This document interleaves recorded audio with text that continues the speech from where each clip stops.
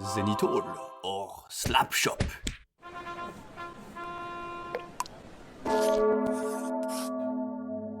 The aim of this video is to make a small experiment, so I started priming all my Stormcast Eternals in black. I will use 6 of them.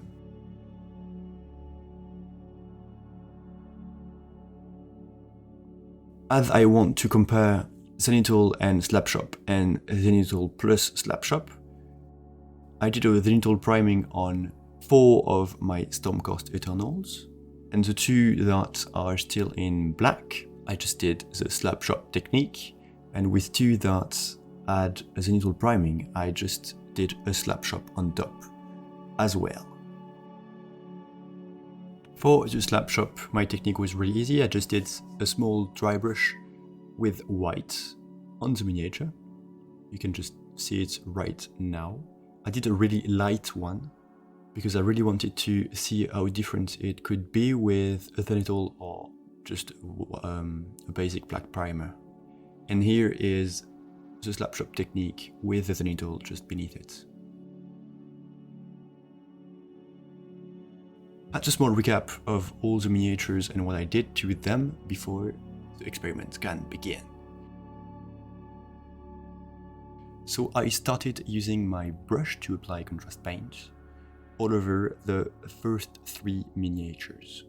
The one that I'm painting right now is the one with the Zenithal only, and it works like I'm used to. For the second miniatures, it did not work that well. We can see that it's just too dark. And for the third one, it worked pretty great.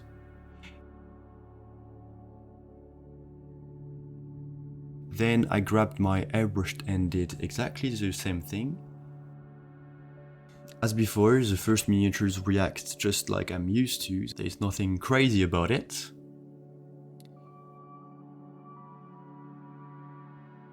For the Slapchop, it did not really work because it was just way too dark and the airbrush contrast is already translucent, so it's even thinner with an airbrush, so it did not work that well.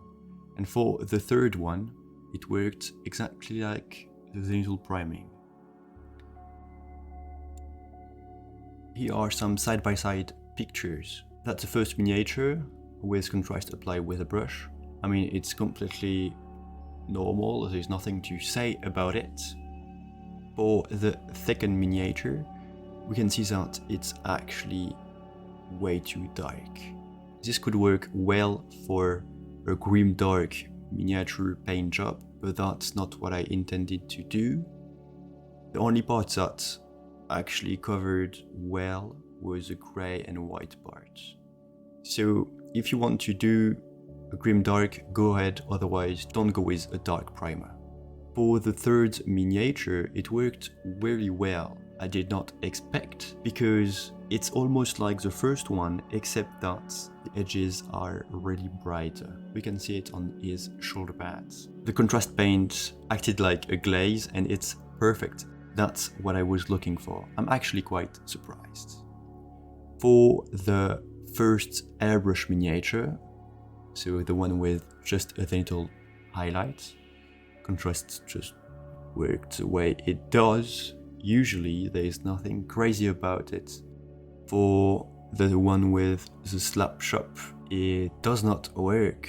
It's actually worse than with a brush, I think. Contrast is already quite translucent, though with an airbrush it's even thinner, which makes it hard to work with black as the base color.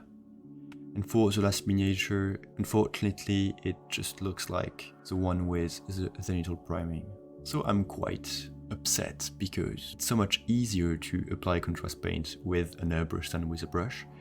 But anyway, that's why I did this experiment. The miniature with the Zenithal priming and a Slapchop, and using a brush to apply contrast paint is the best one, at least for what I'm looking for. I would be happy if you can tell me which one you preferred and if you use Slapchop or not, and if you already used it before it was even called slapchop. Anyway, see you next week for my next video on Monday. Have a good weekend. Ciao.